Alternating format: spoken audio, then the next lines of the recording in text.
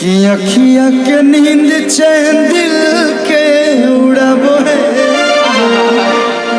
ई गाना जब रिलीज भइल तो दोनों भैया बड़का हमार भैया एयरपोर्ट पर जाते जाते गाना के रील बनौले और टैग दिले कि फलानवा के बेटा हम ही लोग हैं। और कितना अखिया से नींद चैन दिल की उड़ाती है, अखिया से नींद चैन दिल की उड़ाती है फलानवा के।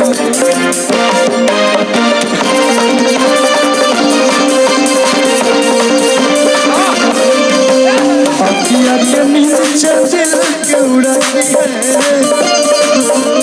अखिया के नींद चैन दिल के उड़ाती है। यादव जी के बेटी सपना में आती है, फलाना के बेटी सपना में आती है। एक और ही गाना गा ले रही भैया प्यार से सब लोग अपने हाथ सब प्यार सबसे बढ़ के